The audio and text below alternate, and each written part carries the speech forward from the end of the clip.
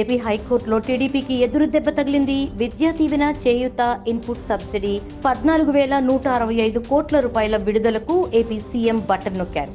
అయితే ఇంతలో ఎన్నికల కోడ్ రావడంతో పథకాలకు నిధుల విడుదల ఆపేయాలంటూ ఈసీ రాష్ట్ర ప్రభుత్వాన్ని ఆదేశించిన సంగతి తెలిసిందే. ఈసీ నిర్ణయాన్ని వ్యతిరేకిస్తూ ఏపీ హైకోర్టులో కొంతమంది లబ్ధిదారులు పిటిషన్లు దాఖలు చేశారు. అయితే నిన్న కృష్ణమోహన్ ధర్మాసనం సుదీర్ఘంగా తన వాదనలు వినిపించింది. నిధుల విడుదలకు ఈసీ తీవ్రంగా వ్యతిరేకించింది. ఎన్నికల టైంలో ఎన్ని కోట్ల నిధులు విడుదల చేయటం అంటే అది రాజకీయ పార్టీల మీద ప్రభావం చూపిస్తుంది కాబట్టి ఎన్నికలయ్యే వరకు ఆగాలని ఈసీ తరపు న్యాయవాదులు చెప్పారు. అయితే ఇవేమీ కొత్త పథకాలు కావు, పాత పథకాలే. అందులో ఎన్నికల కోడ్ రాకముందే బటన్ నొక్కారు. డబ్బులు అందకపోతే లబ్ధిదారులు కష్టాలు పడాల్సి వస్తుందంటూ ఈసీ ఈ నెల 9న ఇచ్చిన ఆదేశాలను ఎత్తేయాలంటూ ప్రభుత్వం తరపు లాయర్లు హైకోర్టుకి విన్నవించారు. ఇక రాత్రి 10 గంటల సమయంలో ఉత్తర్వులు జారీ చేసింది హైకోర్టు.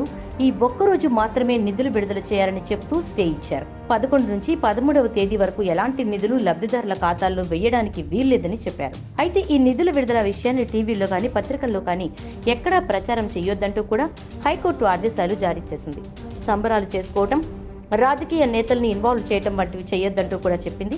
ఇక ఈ విషయం మాత్రం టీడీపీకి పెద్ద దెబ్బ అని చెప్పొచ్చు. టీడీపీ కూడా ఈ నిధులు వేయొద్దంటూ అడ్డుపుల్లలు వేసే పరిస్థితి కూడా లేదు. ఇప్పటికే పెన్షన్ల విషయంలో, వాలంటీర్ల విషయంలో చంద్రబాబు నిందలు మోస్తున్న విషయం తెలిసిందే. ఈ నిధులు విడుదల అయితే అది ప్రజలపై తీవ్ర ప్రభావం చూపిస్తుందని, ఎన్నికల్లో పరిస్థితి తారుమారయ్యే అవకాశం కూడా ఉంటుందని టీడీపీ భావిస్తోంది.